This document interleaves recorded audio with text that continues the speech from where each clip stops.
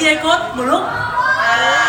Đây sẽ là khoảng thời gian mà DA Code trả lời những câu hỏi của khán giả, giao lưu với các bạn, làm những trò mèo. Để A Code tích cực làm những trò mèo thì các bạn cố lên. Ok, trên tay mình đây sẽ là một loạt các câu hỏi, 16 câu hỏi cho các thành viên A Code, đúng không? A Code ơi, các bạn đã sẵn sàng trả lời câu hỏi chưa nhỉ? Nào, sẵn sàng nói là picture. Sẵn sàng chưa? Sẵn sàng. Rồi ạ, ok. Câu hỏi đầu tiên bạn nào chịu trận nhỉ? Leader à? Rồi, leader cho leader tự đọc, tự trả lời nhé. Mọi người có vẻ thích nghe giọng leader. Rồi, đọc đi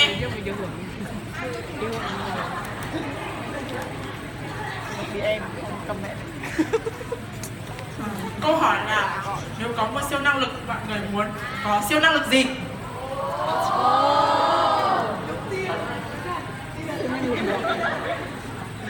Mình nghĩ là mình sẽ muốn có sức khỏe kiểu như người khổng lồ xanh để nhảy hết sâu cây này sâu cây kia không thấy mệt.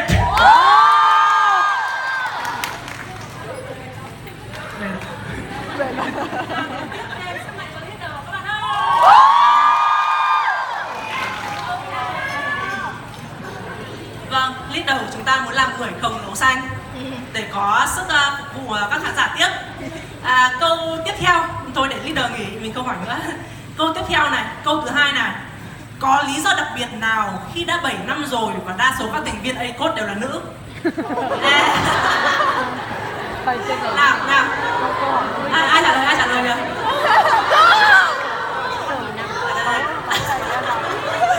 Nào, em, mời em trả lời câu hỏi này. Thực ra thì tại vì em cũng mới hoạt động trong DA Code cũng khoảng được 1 năm thôi, cho nên là em nghĩ là chắc cũng không có lý do đặc biệt nào nữa.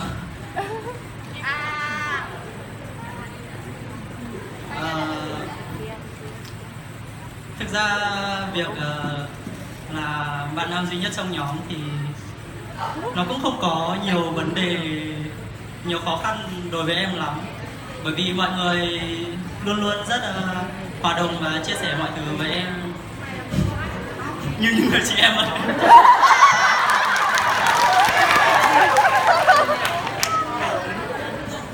Em có mong muốn là nhóm có thêm nhiều bạn nam nữa không, hay em muốn làm độc tôn?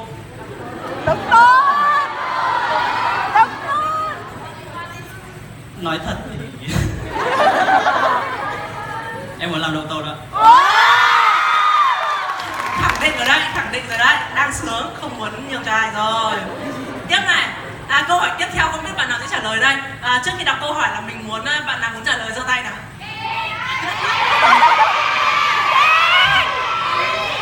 Tôi nha, đọc câu hỏi nhé. Khi nào mọi người mới đi du lịch cùng nhau đây ạ? Và mọi người muốn đi đâu nhất? Câu này ai trả lời đây? Hương. Nào.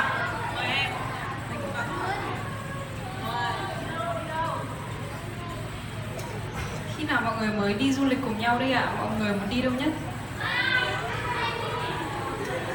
Mình thì hơi eo hẹp thời gian một chút, tại vì mình đã đi làm rồi. Nếu mà mình mà nghỉ đi du lịch thì chắc là bị trừ thưởng quá. Nhưng mà mọi người đi du lịch cùng nhau thì thật ra em cũng vẫn rất là luôn muốn được đi du lịch cùng nhau nhé. Nhưng mà vì thời gian của mọi người bận rộn rồi, chồng chéo rồi, cũng có những người đã lớn và đi làm, còn các em thì đi học. Nói chung là rất là khó để có được thể xếp được một khoảng thời gian rảnh để đi với nhau, nhưng mà chắc là sau cây bọn em xóa đi. Leader bảo là đi Hàn Quốc, nhưng em không có tiền.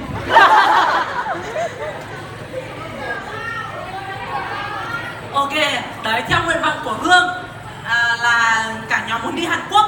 Và hình như là leader đã thông qua. Còn leader kiếm tiền ở đâu thì mình không biết. Leader bao à? Kinh nhờ. Đúng rồi leader. Rồi. Ôi, câu này là tất cả mọi người đều phải trả lời này. Từng người trong A Code có thể lần lượt nhận xét về thành viên nhóm đứng bên cạnh mình được không ạ?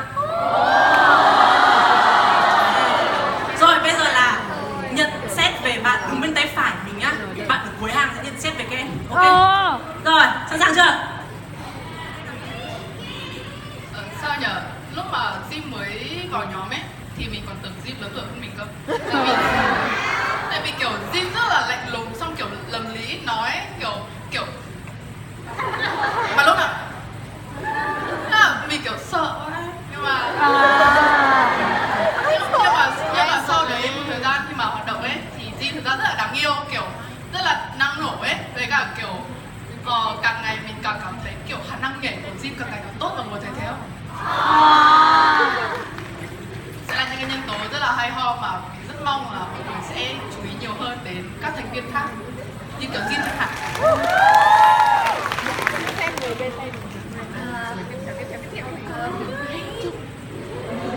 Tôi là chị yêu của mình. Ngay từ lúc vòng audition ấy, một tình cờ gì đấy mà mình với chị Alice luôn đã đứng cạnh nhau rồi, kiểu Destiny. Xong rồi vào nhóm mình càng thân hơn cả trong lúc nhảy cả ở ngoài đời.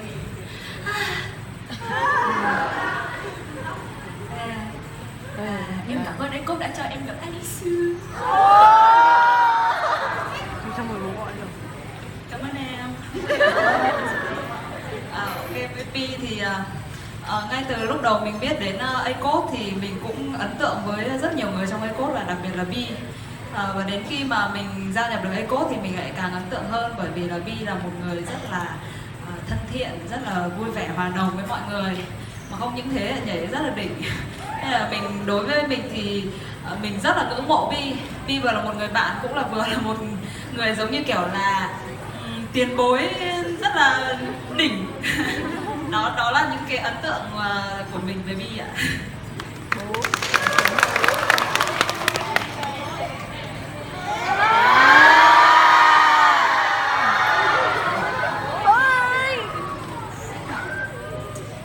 Trước khi vào ACOT thì mình với Hương cũng đã quen biết nhau trước đấy rồi. Mọi người nghe rõ mà. Thì trước khi vào ACOT thì mình với Hương cũng đã quen nhau một thời gian. Thì đây là một con người rất tốt bụng, càng ngày mình càng thấy tốt bụng hơn. Thực ra kiểu đây là một con người, đối với mình đây là một con người rất giỏi và tài năng, kiểu có một bộ óc thiên tài. Thì cái showcase này Hương cùng với leader là producer cái showcase này.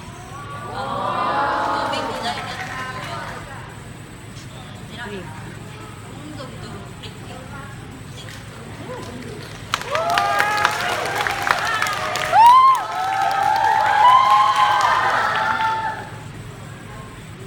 và bạn nhận xét của Hương về Hà, về Oppa.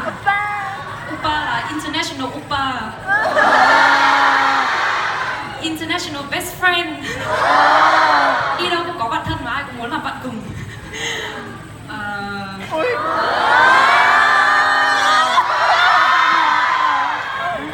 Ngoài rửa hơi trong tốt bụng và nhiều tiền nữa. Nói chung là Hà là một trong những người mà mình nói chuyện đầu tiên khi mà mới vào ACOT. Tại vì vốn ra là tính mình khá là khó để bắt chuyện cùng ấy, nhưng mà không hiểu sao một người cũng khó bắt chuyện cùng như Hà lại chịu bắt chuyện cùng với mình, và hai đứa lại kiểu nói chuyện với nhau đầu tiên khi mà Hương mới vào nhóm ấy. Thì mình rất là ấn tượng với Hà từ cái đợt đấy, là kiểu Hà tóc dài, xong không để mái, xong đi xe đạp thống nhất màu đỏ. Mà lúc đấy là vẫn tập ở trên cung ấy, trên cung văn hóa hữu nghị với Xôi, kiểu thánh đường cây phong. Thế là Hà đã kiểu lọc cọc như thế, xong cho đến bây giờ kiểu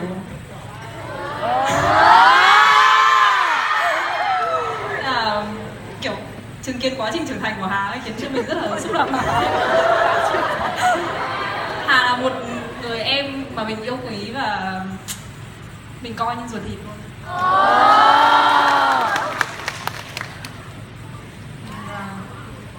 Trong ACOT thì chắc là leader là người mà ở cùng, tức là có thời gian, tức là đúng là cùng với mình có thời gian hoạt động cùng mình lâu nhất. Thực ra mình với leader là một trong những thành viên vào ACOT gần như là đầu tiên. Và trong suốt khoảng thời gian vừa rồi thì mình thấy là leader không thay đổi gì hết cả. Thứ nhất là về kiểu tóc. Đúng rồi, lần đầu tiên mình gặp Ngọc thì vẫn là kiểu tóc như này, bây giờ vẫn như thế này. Một cái nữa là về tính cách. Từ trước đến nay thì leader vẫn luôn là một người rất là tốt bụng, quan tâm đến mọi người, thấu hiểu mọi người, nhường nhịn mọi người và rất là có trách nhiệm, rất là giỏi. Nhưng mà rất là ngáo.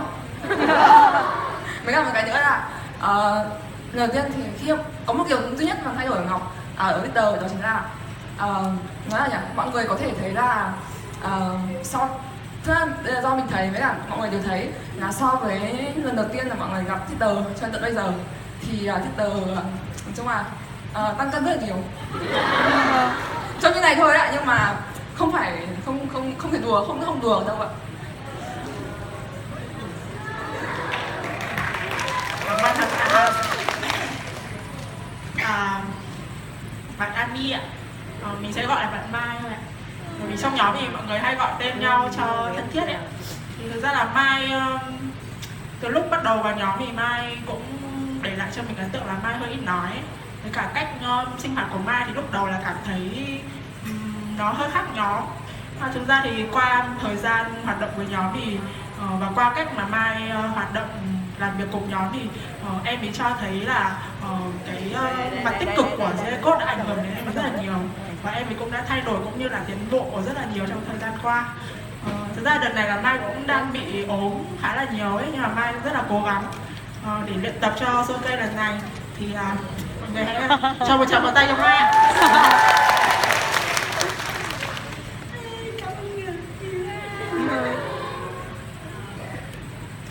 Ấn tượng với chị Kim Sen thì thật ra lúc mới đầu vào nhóm thì em thấy chị Linh là một người rất là dường anh Lương rất là nhưng mà em rất thích chị Linh. Chị Linh xinh, chị Linh nói chuyện hay nè, mà em vẫn chưa có dịp nói chuyện nhiều với chị.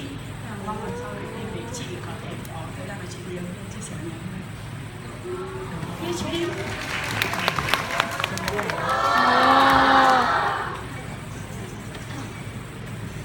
Thú thật là trước khi có cái tiết mục giao lưu này thì vài hôm trước mình cứ nung náu viết một cái status về người này, nhưng mà chưa kịp viết thì tự dưng lại run rủi nào đứng cạnh. Và nhân tiện thì mình cũng muốn nói qua luôn. Thực ra thì ai cũng có mặt tốt và mặt xấu ấy, nhưng mà cái người này thực sự mình chỉ muốn khen thôi, không biết muốn chê gì cả. Đối với mình thì Xuân Hương là người tốt bụng nhất mình từng gặp. Và bởi vì là không biết là có phải là do đặc thù nghề nghiệp không, nhưng mà cô rất thích chăm sóc người khác và rất chu đáo. Lần nào mà đến nhà mình việc đầu tiên tự dưng chạy ra nhìn bồn rửa bát, xong rồi thấy cái gì chưa rửa rửa luôn. Xong rồi mình thì cũng già cả ốm yếu rồi nên là vẫn rất là nhiều cái chứng bệnh, và cứ mỗi lần mình gặp vấn đề thì mình lại bác sĩ ơi em thấy thế này, em thấy thế kia. Và lúc nào cũng nhận được cái sự chăm sóc rất là ân tình, kể cả mua hộ gạo, mua hộ giá, mua hộ tất cả các thứ. Nên là với mình thì đấy là một cái điểm tốt bụng đến cái mức độ đặc biệt đấy. Thì mình nghĩ là sẽ khó có thể gặp được cái điều đấy ở nhiều người xung quanh. Thì mình cảm thấy là mình may mắn vì đã có thể ăn nằm khá nhiều với cả Xuân Hương. Được Xuân Hương giúp đỡ rất là nhiều. Thế là yêu Xuân Hương. Thế cảm ơn Xuân Hương.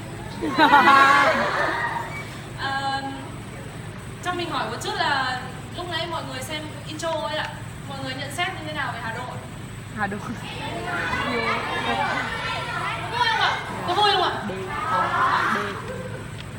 Hà Đô ở trên intro vui như thế nào? Tựa như thế nào? Ở ngoài đời đúng như thế luôn các bạn. Nó cũng cứ lắc lắc như thế này này. Thì là từ lúc mình chưa vào iPod mình chỉ xem gọi là cũng là một người dõi theo iPod thôi, thì mình xem những cái viết dance cover của iPod thì mình ấn tượng với một cô gái ở trong Play With Fire này, rồi Do It Again, có một nụ cười rất là tươi, một nụ cười mà mình thực sự là ước có cái nụ cười như vậy, lúc nào mình cười không phải là cười tươi như thế luôn. Thế đến lúc mà đi vào trong nhóm rồi thì nghe mọi người theo truyền thuyết mọi người kể thì Hà Đô trước đây lại là một người cực kỳ ít nói, cạy mồm thôi cũng không nói, giống như là Di hồi đầu cũng thế. Thế nhưng mà chắc là do mình vào sinh sau đẻ muộn cho nên là Hà Đô đã lớn rồi, qua cái tuổi đấy rồi, bây giờ nói nhiều lắm, đúng nhỉ? Thôi, nói chung là cũng ở với Đô nhiều thì cũng không có gì đặc biệt ngoài thích, rất là thích Hà Đô. Thích ở cái điểm gọi là nói chung là cô ấy suy nghĩ chín chắn và mang lại một cái sự lạc quan nhưng mà không quá gọi là lạc quan, nhận xét mọi thứ rất là khách quan. Mình thích sự trưởng thành ở Hà Đô. Thế thôi.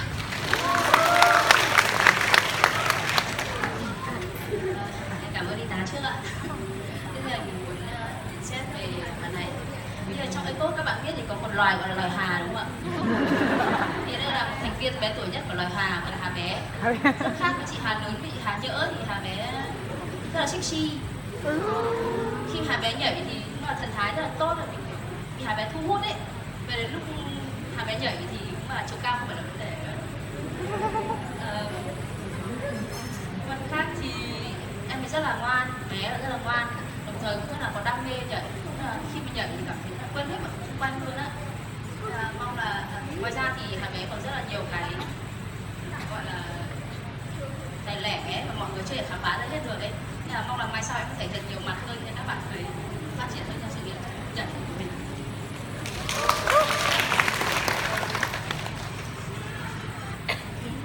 Em cảm ơn chị Hà Đô ạ. Tiếp theo là em muốn nhận xét về Chi Mai.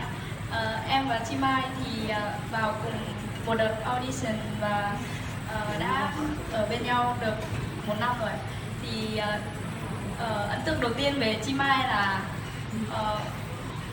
vào cái hôm audition thì em thấy em ấy là một người rất là nhỏ bé và nhìn rất là trẻ con, nhưng mà khi mà lần đầu tiên nhìn thấy em ấy nhảy là lúc cast vào ECOS thì mình thực sự rất là gọi là gì nhỉ?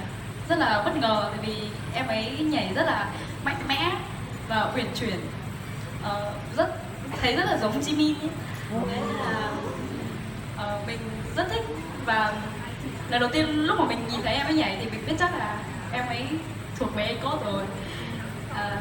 Và một điều nữa là các chị trong nhóm thì hay nói về Chi Mai là một nhân tố rất là đặc biệt trong nhóm, tại vì em ấy học rất là giỏi và nói chung là cái gì cũng rất là giỏi, nên là rất nhiều lần em ấy làm cho các chị ở trong ECOS rất là tự hào. Em muốn nói là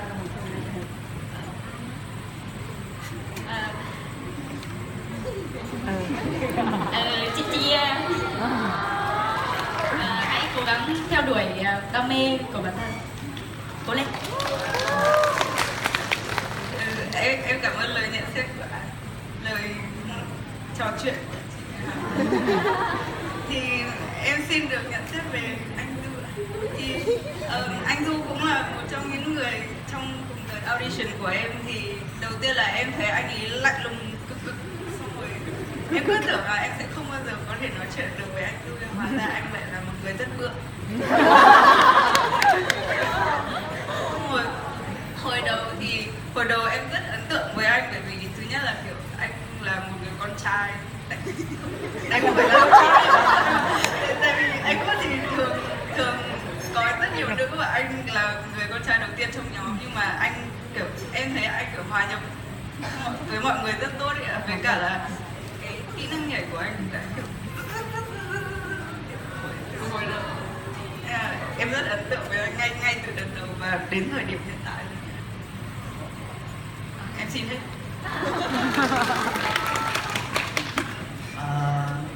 Sau đây thì em sẽ nhận xét về chị Thùy. Thực ra thì hôm nay cũng tình cờ là tất cả các trainee của năm ngoái đều cùng nhau như thế này.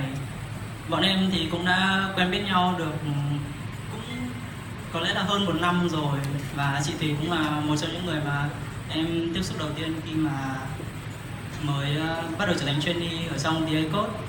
Nhưng ấn tượng đầu tiên về chị Thùy thì em cảm thấy chị là một người rất nghiêm túc và có một chút gì đó hơi khó gần. Nhưng mà sau khi trò chuyện và hoạt động cùng nhau nhiều hơn thì em cảm thấy chị lại là một người rất là dễ gần, dễ hòa đồng. Chị cũng rất là quan tâm đến mọi người, có tinh thần trách nhiệm với công việc rất là cao.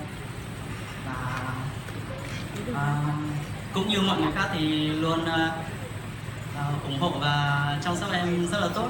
Mặc dù em là người con trai duy nhất trong nhóm, cho nên là em rất quý chị Thùy cũng như tất cả mọi người còn lại.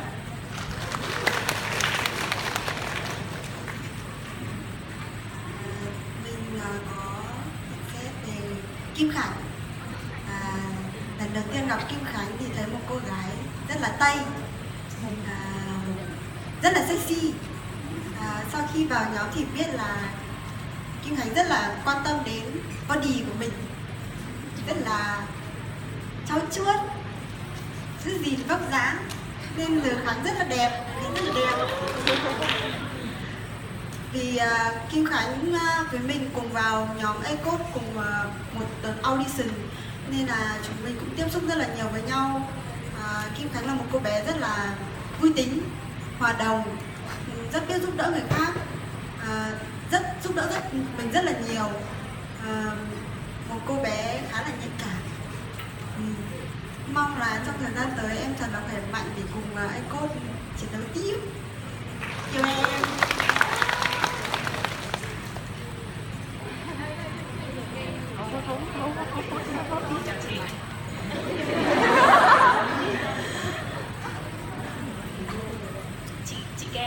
Chị Kem.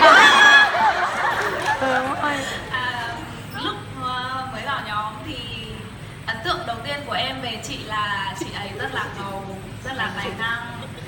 Em rất là ngưỡng mộ chị vừa đảm nhiệm stylist này, hairstylist này, makeup artist của nhóm này, mà chị vẫn dành được thời gian. Chị rất là bận rộn nhưng mà chị vẫn dành được nhiều thời gian với nhóm. Sau dần dần làm việc cùng với chị, với Ken thì em cảm nhận được chị rất là ân cần, luôn luôn cố gắng giúp đỡ mọi người nhiều nhất có thể. Và em muốn nói với chị là mặc dù chị rất là bận rộn nhưng mà chị hãy giữ gìn sức khỏe và ăn thật là nhiều, và chị ạ, cho lên cân nhé chị nhá, chị gầy quá.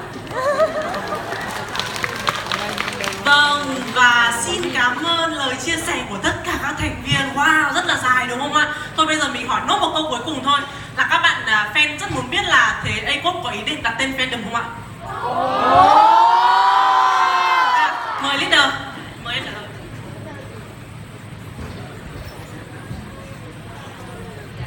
Thực ra thì bọn mình quen với việc là những cái người mà yêu thích và ủng hộ nhóm thì được gọi là các bạn supporter hơn là fan nhỉ. Fan thì nghe nó kiểu hơi xa cách. Tại vì thực ra chúng mình cũng không phải là kiểu nghệ sĩ, ca sĩ gì ấy, hay là idol ấy. Mình cũng là nhóm dance cover thôi. Thì bọn mình muốn các bạn đều là các bạn supporter, chúng mình kiểu gần gũi với nhau hơn. Thì thực ra là fandom thì đấy nghe nó hơi to ấy.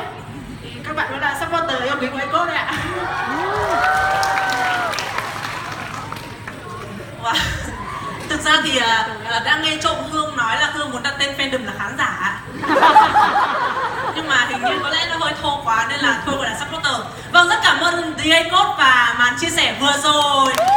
Bây giờ xin mời The A-Code lui về phía hậu trường để tiếp tục chuẩn bị cho màn diễn tiếp theo. Vâng ạ. Vâng, và trong lúc The A-Code nghỉ ngơi một chút thì chắc là nãy giờ các bạn cũng nghe nhiều nói đúng không? Vậy chúng mình vận động một tí nhá. Ngồi lâu thì nó dễ trĩ, nên là nào